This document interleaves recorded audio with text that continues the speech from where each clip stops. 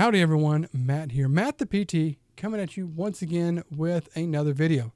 This time we're going to revisit something I spoke about a few weeks ago because a good conversation, a good dialogue was had, which I think is so important that we need that more and more. We need to talk, we need to communicate, share what our opinions are, what our views are, what is your view, what is your opinion, and that we can come away much better because we can understand where someone else and maybe we learned a thing or two. But first and foremost, let me say thank you to everyone who has subscribed to the channel. Thank you for subscribing. Thank you for liking. Thank you for commenting. Thank you for engagement. Thank you so much. And if you enjoy this video, please hit the thumbs up button. If you agree or disagree or have another point of view on anything that we talk about, put it down below. Let's talk about it. I want to hear about that. And of course, consider subscribing to the channel to keep up with everything's coming out. So what I want to talk about is that comment that was made a few weeks ago that went out and someone said that I believe that a physical therapist should be physically fit to charge $250 to $400 plus a session. Quite a number of people reached out to me and they either commented on the video or in private or on some other social media platform. But I will say everyone that commented had a very similar view, and they said, yes, I do believe that a physical therapist should be healthy. Now, I will say the thing, not everybody said fit. That was a very big key about it. They said that they didn't talk about like, oh, this person that you have to like look that way, but they should be healthy, that we should walk the walk. So the stuff that we tell our patients that we should be living that same life that we preach. I would say I wholeheartedly believe that. I do believe that as therapists working in healthcare, working in medicine, that we should take care of our health, that we should be someone who does eat well, exercise, checkups, we sleep enough, manage our stress, which I know is kind of hard, but we do those things, and that we are an outward representation of that. And I do really, really believe that when we are healthier, that when we are taking care of ourselves, we can be a better version to people. So we can be a better therapist to our patients, meaning that we have that endurance and stamina, that we're thinking clearly, that we can help those people who come to us, and that we can be a good friend, we can be a good family member, a spouse, a parent, all of those things, because we take care of our health, that we are able to give a very good version out to those around us. Wholeheartedly believe that. I do understand that there are struggles. People did talk about that. There are struggles to trying to really manage that. It can be hard because, again, we're trying to work enough hours to, help all these people that are coming to us. Also working to pay our bills. Also dedicate, time to socially, family, friends, people like that we're doing those things. And it's hard. Where do you fit your workouts in? Nutrition and eating and getting enough sleep when we have all these things going on. That it can be hard. People did express, yes, it is hard to do those things at times. And we're going to have our ups and downs.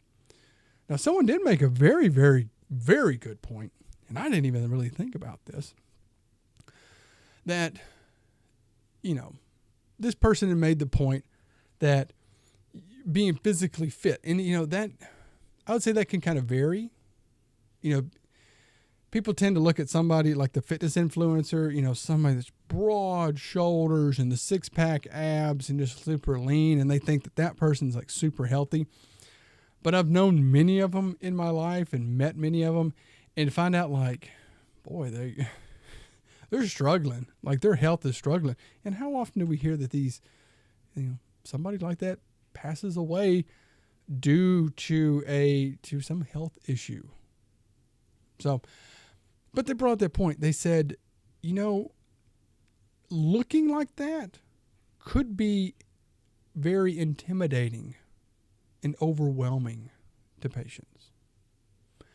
I did not think about that. And that is so true. I will tell you, even my presentation, and I probably will talk about this in another video and bring in other people to talk about, which I think would be wonderful to do. That my stature, if you've ever met me in person, I am pretty tall. I'm 6'1". I have, as you can kind of tell, a muscular build. So I do have a bit of muscle on me.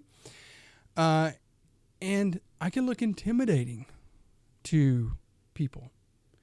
Now imagine, again, and I thought about this, of the little old ladies that come in.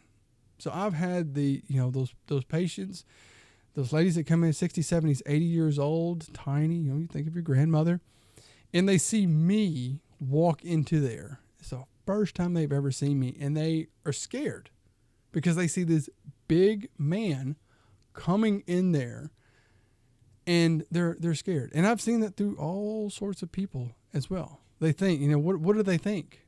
Oh my gosh, this person's going to be too rough on me. Many of them have said that and expressed that. You're going to be too rough. You're going to be too hard. You're going to push me too hard. I'm hurting, and how am I going to do all these things that you want to do? They just have that perception of going on. Now, I've worked with therapists who were, I would say, just kind of, we'll just say just average looking, that are someone that, just looks like anybody. And you see them kind of look to that, and they have this thing that they want to be with that person. And I've talked to those people who do look like that, and they said, yeah, I don't really get that very often. More along the lines that if they ever get it, it's because of that they're a physical therapist more than their appearance. So they associate the physical therapist as being the one that's hard on them, not that this person is big in stature and going to do those things. And I hope you kind of understand what I'm saying. But yes, I can see that totally. Coming into a patient and that you look that way and they're thinking, oh my gosh, this person is going to put me through the ringer. They are going to work me so incredibly hard, and I am hurting, and I can't do all the stuff that they're talking about. I can't do all of that. Really. Now, I think some of that possibly comes from like the media and how people who are very fit are portrayed, that somebody that's like always moving and pushing people like that. We understand as therapists how to push people, when not to. We know how to do that. But again, we have to look at through this person's eyes. Now, I'll say there's a flip side to that. If you're working, like when I've worked with athletes, football players, baseball players, basketball players, when they see me coming in, because again, I am of a large stature, that they see, oh, this person is athletic. I played sports through college, and they say, this person is an athlete. I am comfortable, and they feel comfortable just off of the bat based upon how I look. Seeing that, oh my gosh, this person understands me because we're possibly in the same, do relatively the same thing. So I'm going to feel comfortable with them. So that was a very, very interesting point that this person brought up. And I said, thinking, oh my gosh, yes, that could be. Now, I am not saying in no way that you should look a certain way to work with your patients. However you want to look is how you're going to look, however that's fine.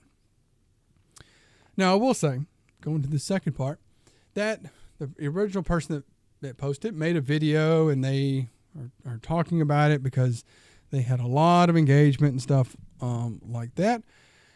And I made a comment on it that, and I think that this is very key, that just because that you look like that doesn't mean that you're any good.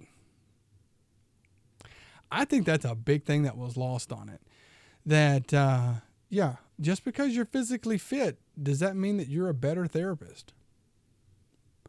I would say this. I have met powerlifters, because again, I mentioned that I powerlift, that are phenomenal powerlifters, super strong, ranked in the country, ranked in their weight classes, show up to meets and do all sorts of things. But they can't coach. And that's kind of a thing. It's like they can't educate others on how to be a good lifter. And now I've known athletes that have done that. Somebody is a great athlete in a sport, football, baseball, basketball, swimming, whatever, but they cannot coach another person on how to do that. So that's kind of along the same lines. I mean, heck, I even known it in business. Let's say, look at like with in therapy, you can have somebody who is a great physical therapist and you make them a clinic director, but they can't manage that. This person is great at being a therapist, but they can't manage or they can't. So I think that's probably a talk for something else. But again, just because somebody looks a certain way or does something very well doesn't necessarily translate over saying that they are very good at working with others on that. Now, I made that comment to him, and it sparked a conversation. I don't think he liked it. But and he said, well, patients wouldn't keep coming back if they're not getting better. I have gotten that many times from people because I pointed out about stuff that just because you do this or you do that or whatever you do doesn't mean that you're any good. And that's the comment that I get back. Oh, well, people wouldn't pay for it if you weren't very good. But is that necessarily true or not? Now, I will say if you read enough marketing books and business books, there's a thing in there. There's a story in one, I think I read it, probably one or two at least, about somebody that bought this jewelry and they were trying to sell it in their shop and they couldn't sell it and they were marking it down and they were just like, oh, I just want to get rid of this stuff. And somebody accidentally, instead of putting it on there for $2.50, put it on there for $250, way over what it was worth. And they sold out all of it just because they thought that this jewelry was worth more than what it was. And it's like it was just cheap jewelry, but because they priced it high. And I've heard people with marketing that they use that tactic. You overprice something, you price something very, very high. And so it gives that perception that it's high quality. And so, yeah, people will pay that high price. And it's like, are they really satisfied with it? And again, I brought this up that, I mean, look at things in like what chiropractors do. Now, I'm not saying all of them. I'm saying some of kind of the schemy things. It's like, oh, come in, we'll stretch you, we'll throw you on this decompression machine, we'll pop you, and we'll do some red light and come back. Is that really doing anything for them? Are you actually being a good provider and are you helping them, or are they just feeling better? I mean, and also look at weight loss supplements and stuff like that. We know that stuff is not really, really good. People keep coming back and buying it. It's a multi-billion-dollar industry. And really, and again, it's like people say like they're not getting better. If they're not getting better, whose definition of better are they using? Think about that with patients. How often do patients that we objectively look at them of what they're doing, remembering what they came in and saw how they were, and at this point we see, hey, you're getting better, but that patient's like, I'm no better. And so our reference of them getting better is different in their reference of it. So maybe that they think that they are getting better because they get some relief for a short period, but they have to come back on it. Again, that's something to keep in mind. And I'll be honest with this as well, and you probably experienced it. People don't keep coming back when the stuff is really great and wonderful and amazing. They don't come back on either one of them. They'll come back for stuff that's not effective, but won't come back for stuff that is effective. I've experienced that, and I know many other people have experienced it as well. So, and I think that's just this thing they throw out. Oh, people won't use it. No. And so again, I pointed that out, and they came back, and then he getting frustrated. And again, this other thing of it. So do you think that every cash pay provider is doing that? Okay. Another little cop out kind of statistically, no. If you've ever taken a statistics class, you will understand that that's not true. Say there's only 1,000 PTs in the country who do cash pay. And if 999 of them do this thing where they just, charge all this amount and they don't do anything. I'm not saying they do. I'm just saying for this example. So 999 out of 1,000 do it, but one does it. You can't say every one of them does it because statistically, one doesn't. It's not 100%. It's 99.9 something, whatever that exact number is. It's a very small percentage. So you can't say it's all. And that's like a cop-out answer on it. And then after that, I pointed out, no, statistically, no, because even if a handful don't or a handful do that, you can't say it's everyone. You can't say that about everybody anyway. Then he quit talking to me after that. He didn't block me, but I don't know. Probably if I kept pushing, he would have. So what is the whole point of this? What is the whole point? So I think it's a couple things out of this. One, I think, we should be models of health. Kind of like Zig Ziglar said.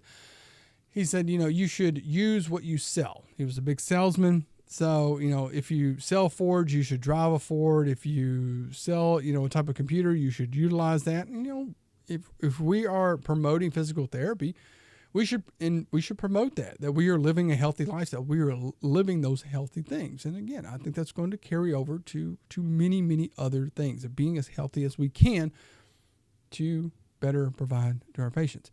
And just because, again, somebody charges more money, I don't believe that necessarily means that they're better. I've met people that charge what I thought was an insane price per session for what they did. And I'm like, that's really not like anything groundbreaking or earth shattering that you're doing. You're just, putting lipstick on a pig there. That's really all that you're doing. I'm from the South. We say that. Like you're not, I could charge less and do better. And I typically do charge less because I just like working with people. But overall, I think it was the whole thing was just engagement, social media engagement, really. Say this crazy thing, get people talking, and that's another thing. People saying good things, people saying bad stuff, good things, saying good things about you, saying bad things about you. They're still saying things about you, and they're still engaging with you. And I think that's something else that's going on. Anyway, there you go. They're just kind of going through that. Let me know your beliefs and things like that. Comment them down below. And of course, if you like the video, please hit that thumbs up. And of course, subscribing to the channel helps so much. So thank you all again for tuning in. And I want you to make sure that you take care of yourselves, take care of your patients, and I'll see you all next time.